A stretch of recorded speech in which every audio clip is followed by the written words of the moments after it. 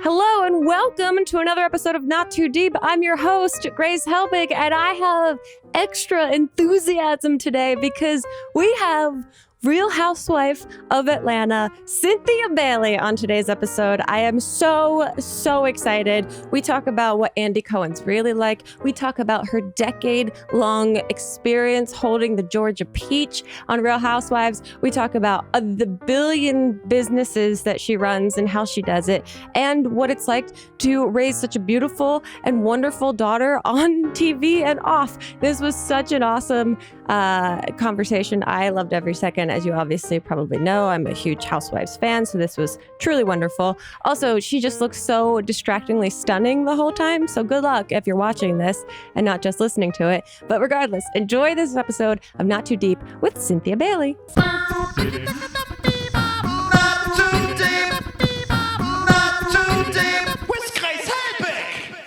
Cynthia, thank you so much for being here. I am so eager to talk to you and just chat about your world, your life, your empire, all of it. So inspiring to me.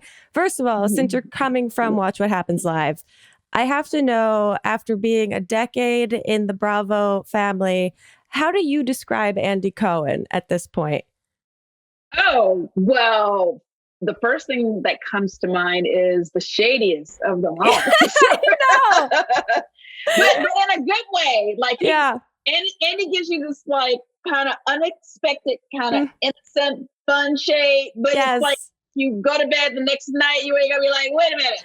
I think that was shade. No, he's the true shade assassin.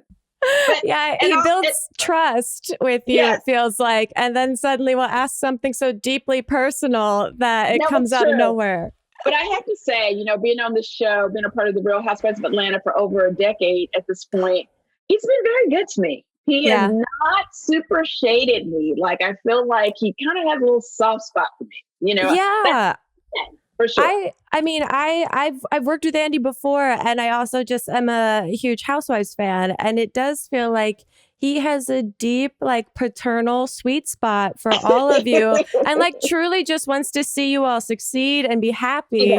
And so, as meddling as he might be, his intentions are always good.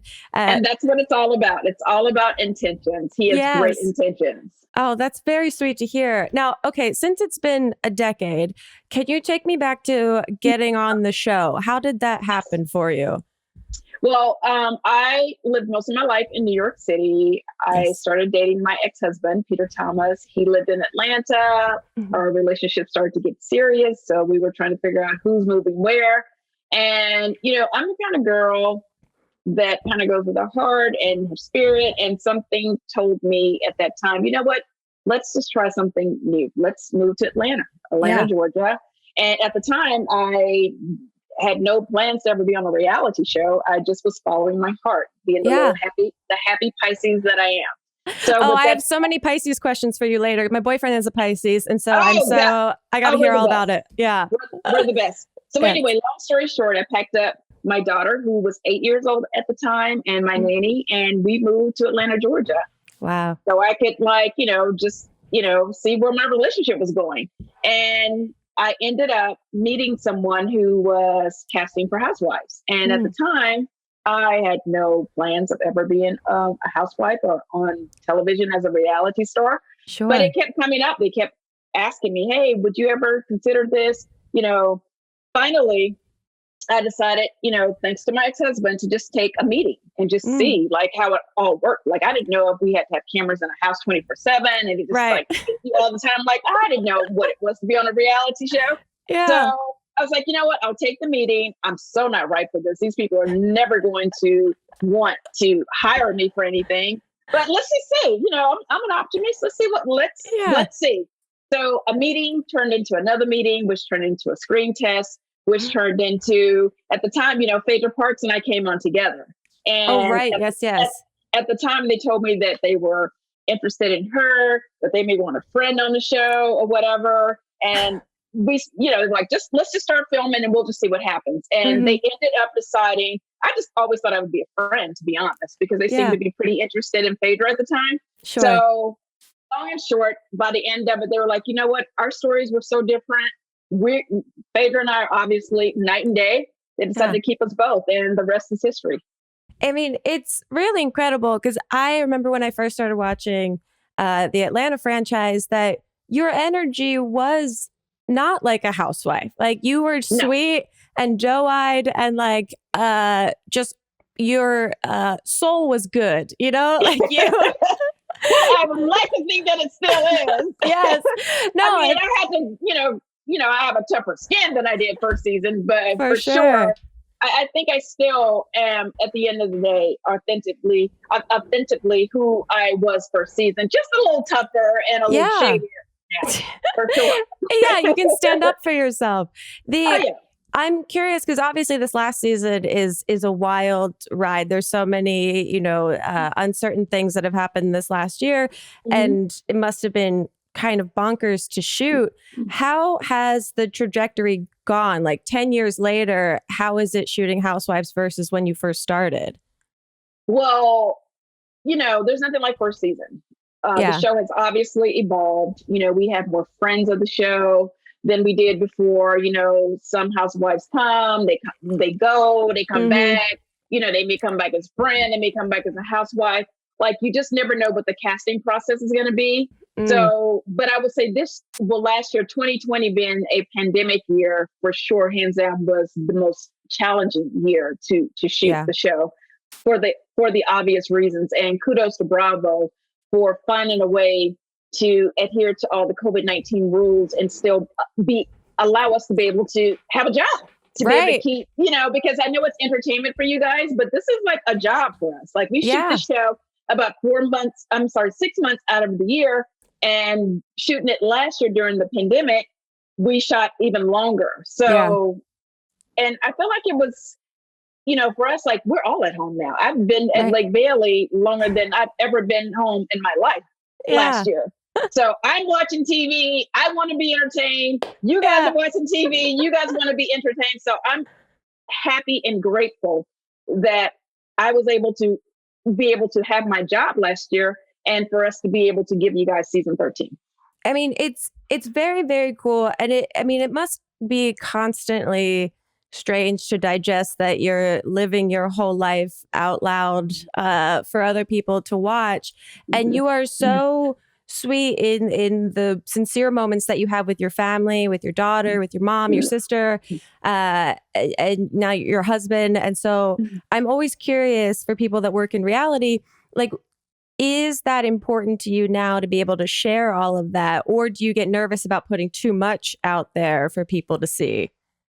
Well, I've always been very transparent on the show. Yeah. One of the things about being a reality star, it's just easier to just show you real life. Like, I couldn't create a story if I had to. Like, that's exhausting. That's acting. It's just easier for them to just come and see what it is, the good, the bad, and the ugly. So in terms of my daughter, she came on the show when she was 8 years old. I've always obviously tried to protect her on the show because she didn't sign up for the show. I signed up for the show. Yeah. And now she's 21 years old. And you guys have really got to see Noel grow up on the show, which, looking back, is amazing. I can't believe we started this journey so long ago. But I've always wanted to protect her, all the way from her coming out on the show as sexually fluid. That was something that we talked about. And I specifically encouraged her to do it on the show because, off the show, she this is what her truth was. Yeah. And I wanted her to be in front of and in control of her own narrative. I didn't want, as a reality star, you guys always feel like you should know everything about everything that we're doing, even our kids. And by us not talking about that on the show, it almost comes up like we're hiding, like, my child has some secret life because we don't talk about it on the show. So with that said, I think one of the best things that I've done since I've been on the show, I've done a lot of great stuff, but that's one of the best things that I've done. So much. I know.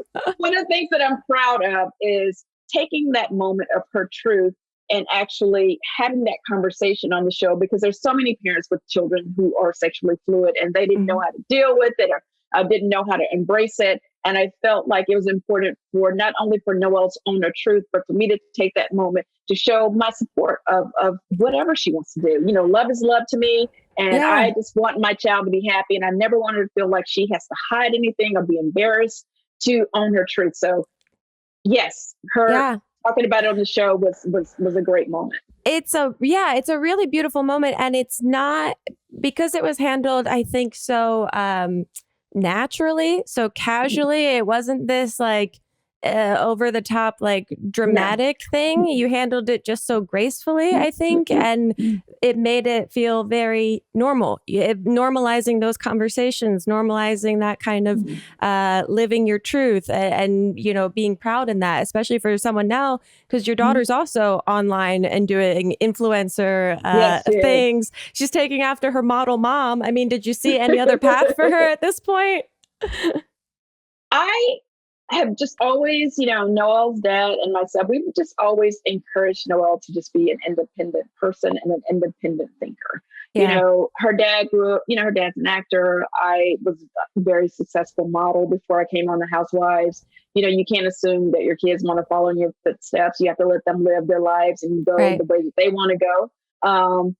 Can't live it for them. So for us, we just wanted her to just be who she is and find a career of doing something that she loves doing. And more than anything, just to be happy, you know, mental health is just such a thing that we don't talk about as much as we need to.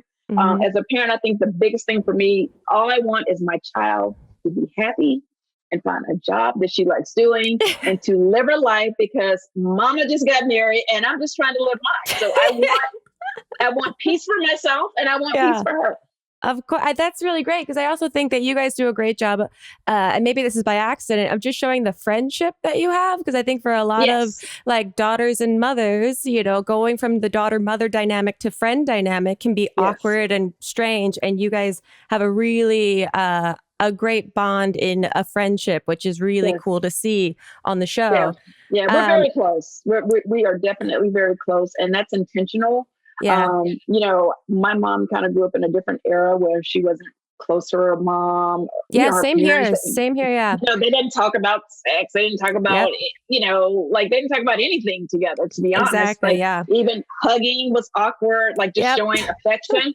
And I definitely wanted to make sure as a mom that I was able to give my child the things that I craved growing up that I wasn't able to get. So that's very cool. We're close. Very, very cool to have a beautiful and like normal relationship in the most abnormal of circumstances of being on reality TV. Yeah, you know, it helps. It definitely helps. I will say, you know, as Noel gets older, again, Noel's not a housewife. She's not a peach holder. She doesn't owe Bravo anything. She's just my child. I've seen her Instagram. She is an independent woman doing her own thing. Very much so. So I'm honored, and Bravo is happy that they get to see as much as she gives them, to be honest, because she's just my child, and I can't force her to be on the show. She doesn't want to be on the show. Like, she is a part of my life still. And I'm proud to have her just still be a part of my life, and you guys can still see what she's up to. That's exciting for me to share. Well, I mean, speaking of the whole Instagram of it all, you also have an incredible Instagram. And now that you've been, like you said, you're spending a lot more time at Lake Bailey. Yes. How do you curate these beautiful photos of you around Lake Bailey? Who's your photographer? What are your tips? How are you doing this? Well, I'm so glad you asked. I have a little glam squad. I have a regular makeup artist and a hair person that I use. My assistant Chandler has become a one-man production company himself. He's in charge. Like, I would not even be on here talking to you now if I had to set this up. Like, he has mastered lighting. Ring lights have become my best friend, because no matter, I don't care how good you look, honey, you're always getting some good light. Okay. So just like conforming to our new world, just from home, just in terms of selfies and just taking photos. Anytime I have to glam up to do work, Zooms and Skypes and stuff, I don't want to waste a good beat, honey. So we get done, we go right out to the lake or just in my yard, on my porch or whatever, and we just take a couple of shots, because you know, as a reality star, as an influencer, you know, people, they're excited about our content. They want to kind of, you know, constantly see like everything that we're doing. And I always want to try to put out, inspirational things. Like I always want, like I'm very much, I'm turning 54 in February. I've always Incredible. honored my age. I've always tried to go hard for the 50 women. Yes. So I always want to show, hey, 50 is not old. 50 is just really getting started. Yeah. And I like to show that in my photos and just keep, my team 50 inspired. Yeah. Okay. Well, you curate a great Instagram. Who do you follow? Who's your go-to to look at when you open the app? Is there anyone that you're constantly just scrolling through? Yes. You know what? I like to put out inspiration, but I also need inspiration. I really honestly do. So of course I follow the greats. Some of my, fashion role models are definitely especially for hair and just personal style. Like I always kind of go to the Sierras and Beyonce's, of course. I like Kim Kardashian style. I also go to, I always try to handle myself with class and integrity. So of course, Michelle Obama is my hero. And her inauguration look yesterday. Oh my God. Are you kidding me? Absolutely. I screamed. Yes. Stunning. Also, I have to ask, have you gotten your photo with Joe Biden yet? I know that this was the biggest twist and turn this whole season as of now. I thought I was going to be invited to the inauguration, but it was a tight list. I'm sure if we weren't in a pandemic, I'm sure I would have gotten an invite. But as you saw on the show, my husband and I were pretty excited about the possibility of meeting him. I'm not going to just rule out that won't happen at some point, but it didn't happen yet. But I'm checking the mail all the time, just, in case they want to reach out, send me a text or whatever. Yeah. Maybe you missed the invitation. It got misplaced. It fell in the lake. Who knows? It could be anywhere. It happens all the time, but I'm not going anywhere. And he just got in the White House. So he has 4 years to redeem himself and, give me my photo op moment. Oh, I love it. Okay. We're going to take a quick break. When we get back, I have a billion questions about the billion businesses that you're running currently. Okay. So we'll be right back with more Not Too Deep. Not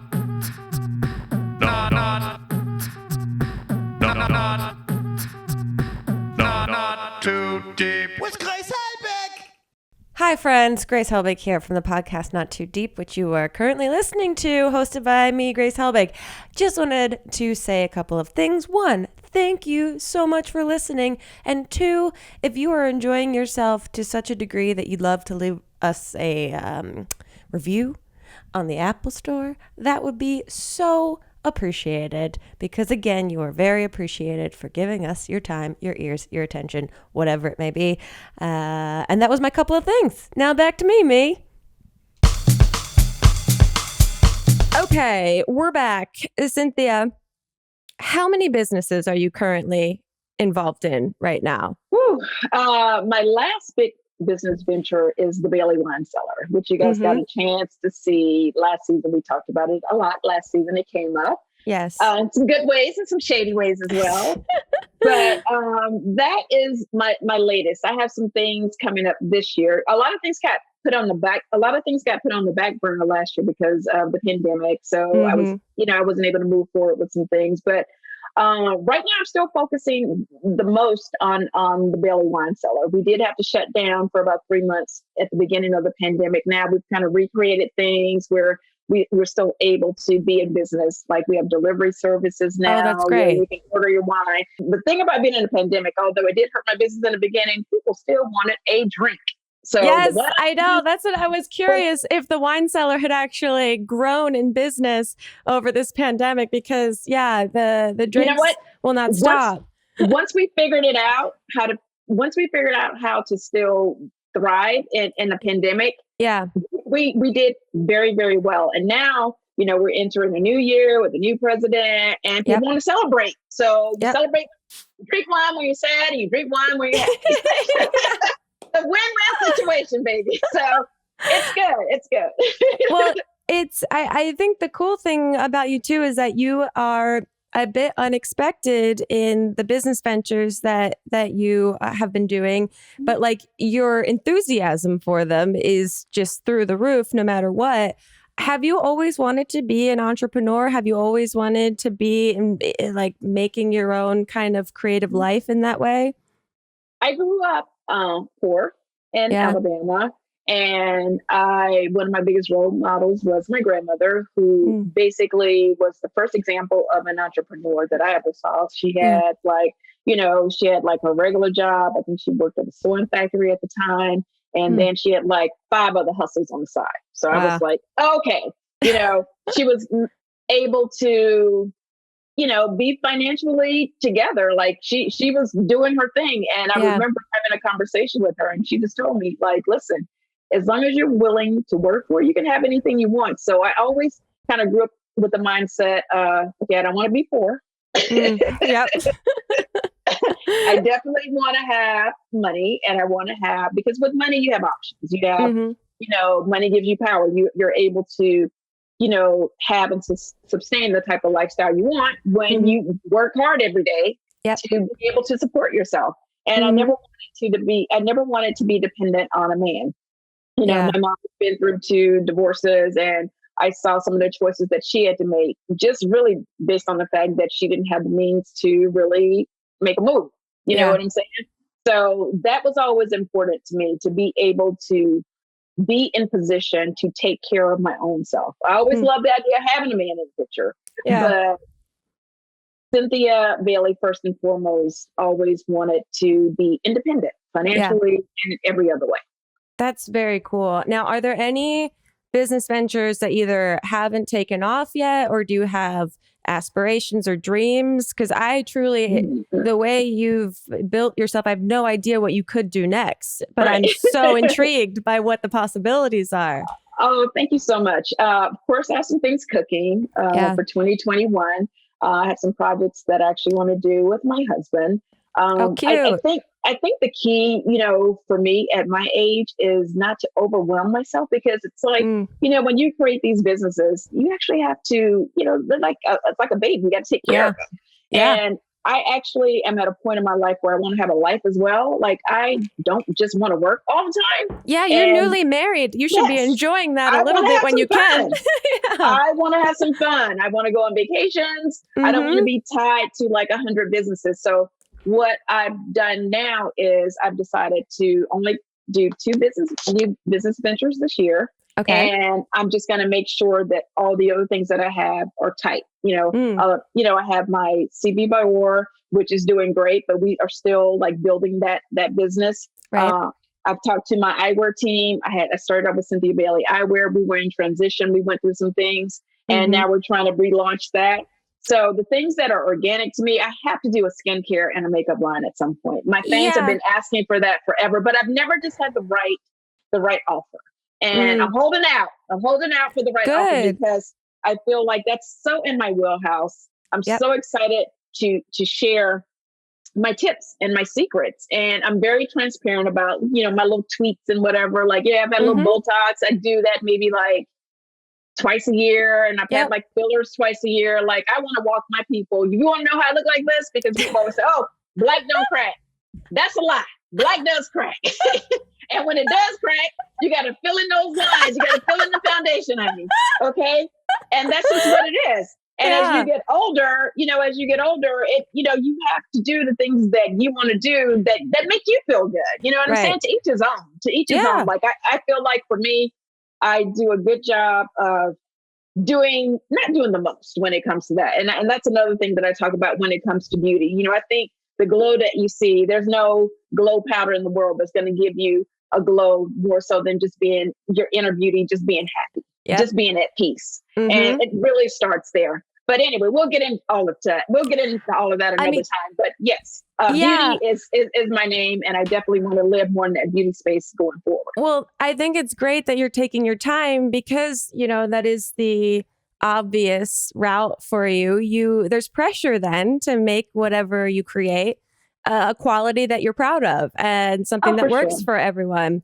I'm curious because you are an entrepreneur and you're a Mhm. very badass businesswoman. Like, what are your quick tips for people that are thinking about that sort of thing, but might feel a little, insecure about their ability to Mhm. do it, might not feel like, I mean, at times I feel business overwhelms me because I'm not a shark on Shark Tank. I don't understand how all that works. So like, what would you say to someone that's curious about it, but isn't as confident in it yet? Right. I would say three things.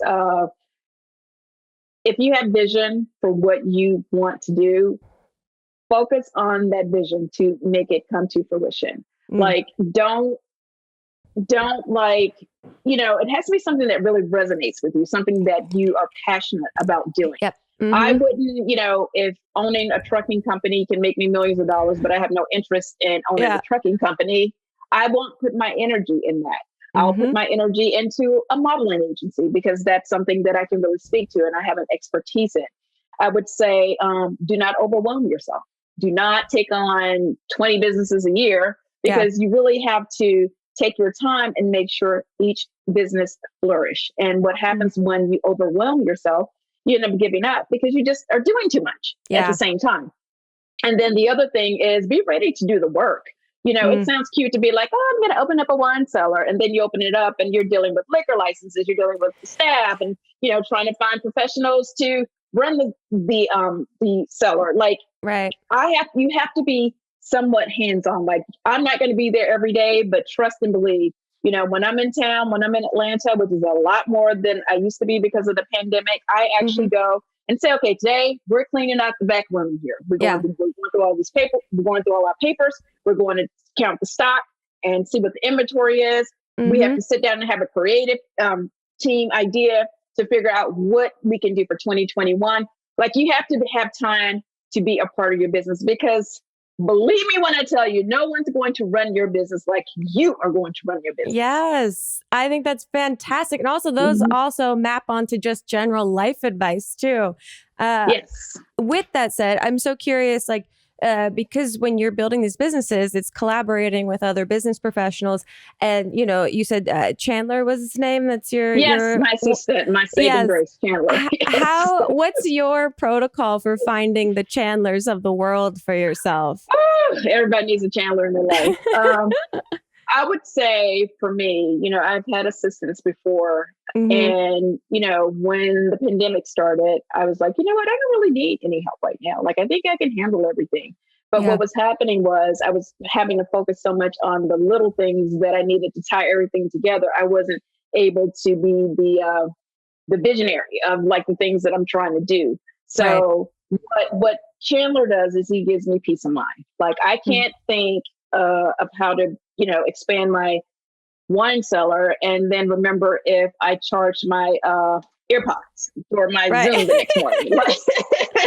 I can't remember, did I book glam? Do they know what time to come? Did someone check on the glam? Oh, the glam's really late. Is someone checking on that? Like, it is impossible. Well, one of the other things too is a team. Just make sure you have a team. So Chandler is like right now at this point, he is a very instrumental part of my team. I think I may actually have to get him an assistant at some point because the world has figured out how to make money from home. Like, we've figured out how to keep this thing going, which is amazing. And, I'm just grateful that I found someone who, personality wise, he gets me. I don't wake up every day doing back handsprings. I'm not always in a good mood. So he has to be, you have to have someone on your team that's not going to take it personal if you're not in the best mood and they can just ride with you. And they're like, hey, if I'm a little crabby or whatever, they're still like, okay, they let it roll off. And they're like, so what do you want for lunch? And, whatever. He just kind of gets my flow. And I don't have to say, oh my God, I didn't mean to say it that way or whatever. He gets it. We keep it moving. He knows at the end of the day, I have his best interest. He has my best interest. He sees what the empire that I'm building over here and what has to be done. And he just came in and I don't know how I've done it without Chandler all these years. So shout out to my assistant Chandler. And you guys have seen Chandler on the show. You'll probably see him on Housewives coming up a little bit more. He really, good. He gets me together in more ways than one. And is that Pisces energy that gets along with Chandler? Yes. Chandler, what's your sign? Oh, he's a Sagittarius. We actually get along very well with Sagittarius. Okay, I'm curious how you describe Pisces because your Instagram, you're into astrology. Yes. You're feeling that energy. So how do you describe Pisces? Okay, I describe Pisces as You know, we can be a little all over the place because basically the Pisces sign is two different fish going in two different directions. Mm-hmm. Okay, so I can be going one way one day, one way the other day. Like I can be like, okay, I'm going here, I'm going there. But also we're someone when we're comfortable and we're content, we're happy just to swim in this one little portion of the lake and we don't bother anybody. But then out of nowhere, we'll be like, you know what? I'm out of here. I want to swim in the whole lake. So we're a little unpredictable, but we'd like to be comfortable, and we'd like to be able to change direction, like change our mind. Like we may be like, I feel like this, and then the next will be like, you know what? I feel like that. Yeah, like we 100%. My boyfriend is that way. I'm a Libra, so I'm a scale, fair and balanced. I try to see both sides of the coin. Yeah, we get along with a lot of people, and I've learned, the curiosities behind the Pisces, that they are very contradictory, and so now in knowing that, I can accept and love that and all of it. Yeah, we literally just kind of gravitate from our heart. Like we just like one day we feel like we're very emotional. We kind of take on the weight of the world. We are lovers of love. All we want to do is just be in love and be happy. Like if I had everything I could ever have in my life and I didn't have love in my life, I would be the saddest person in the world. I really honestly would. I could have love and live literally in a tent under the highway and be happy as a clam as long as I had love. Oh, that's very sweet. Okay. On that sweet note, we're taking our last break. And when we get back, I have some Instagram questions for you. So we'll be right back. More Not Too Deep. Not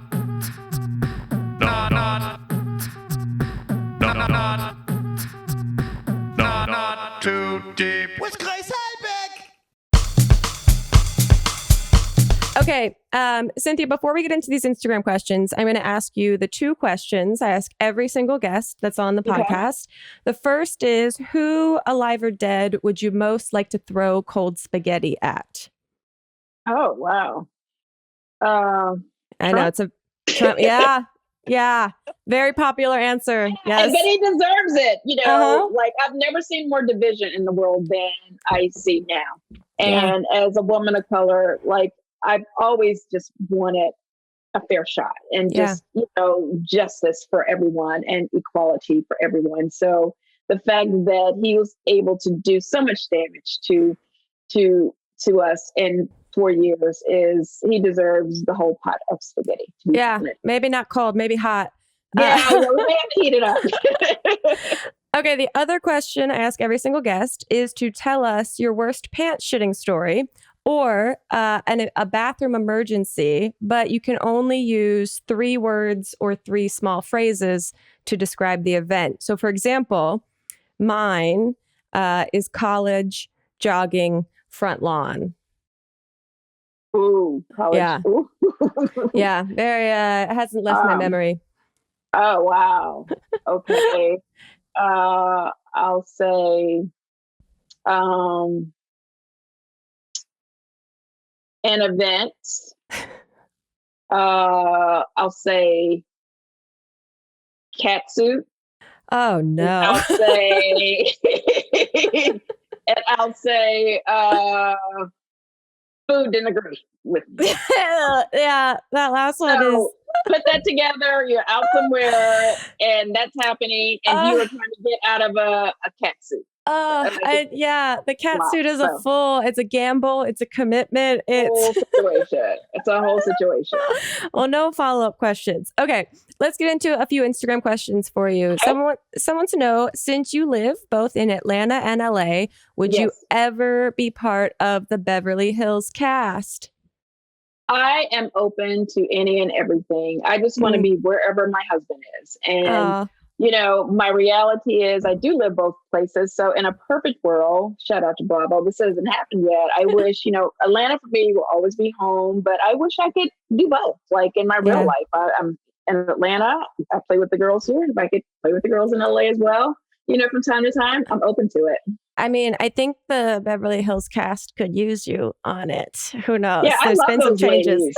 Oh yeah, I love those ladies, and I have some great relationships with quite a few of them. So someone wants to know, what's your favorite part of filming? Now, you said that you film about 6 months out of the year. Yes. And so, yeah, do you have, and now you've been doing it, you're a veteran at it. Like, what do you look forward to the most when filming?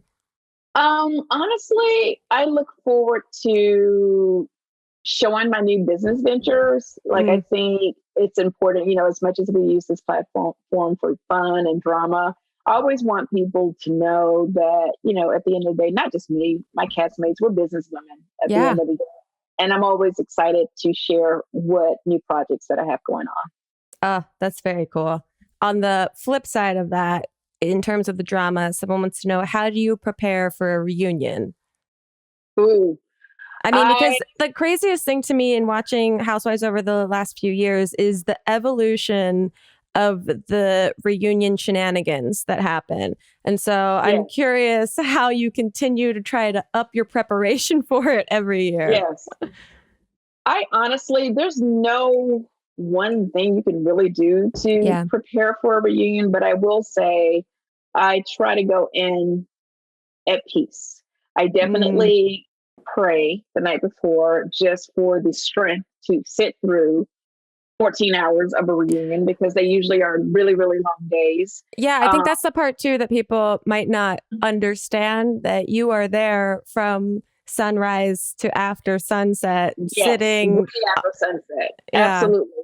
And we usually have 3 reunions, and sometimes we even have 4 for Atlanta. Wild. So it's a long day. So I just pray for just peace, just to go out there and just own my truth, and actually try to have fun. Actually, I'm one of the few ladies on the show that looks forward to the reunion, because I'm kind of a closure girl. Yeah. And for me, the reunion represents closure. It's our opportunity to actually be face to face with each other and have seen the entire season, because a lot of times you guys will see us in scenes with the different cast members, but like I don't know like what people are saying in their confessionals until I watch the show. So like when I see the whole season back, then at the reunion, then I'm able to address the different things that, may have made me happy or may have, disappointed me. Yeah, I think that's also what people don't realize, is that you're watching in real time with everyone else, and you only know what you've been a part of in the shooting process. So. Exactly. Like I'm hanging out with my castmates, and we're having fun, and I'm like, hey, this is my girl. And then I'll see a flash to an episode of the reunion. I mean, I see them flash to a confessional on one of the shows, and this person's like wearing me out. I'm like, wait, friend, we were just doing tequila shots. When did you turn on me? Where's this coming from? But yeah, the reunions seem like you have always felt like someone that wants to have an honest conversation to get to a resolution of some sort, not to just. I do. You know what? I am just too old and too tired to just be mad. Just be mad forever. I'm like, girl, can we have the conversation? Let's meet. Let's have a cocktail, have the conversation, and just try to find some kind of resolution, or at least just agree to disagree. Like, I don't want like anyone walking around like hating me, like, or, feeling like I've just done some big wrong to them. Like, who wants to deal with that? So I'm all about, again, I'm always on a quest for peace at the end of the day. I know that sounds a little crazy being a reality star, but I actually want peace. Love and light is a real thing. On that note, someone wants to know, how is the chill life? Oh, we're like super chill and happy. One of the things about being married now, we just celebrated our 3-month anniversary. Congratulations. Thank you. There's a difference between being a girlfriend or a fiance. Like the wife thing for me, like I actually feel way more invested in Mike than I did as his fiance, because even as a fiance, if things go kind of to the left, you can break up if you want to. You just call it off. I think, there's less paperwork. Yeah, way less paperwork. It's easy to like call off a wedding, if you're not like, if things go left. I think as a wife, I'm just more invested in just him as a person. Like, okay, now that I found this man that I want to be with, like, I want him to be healthy. I want to make sure he takes his vitamins and he's keeping his immune system up.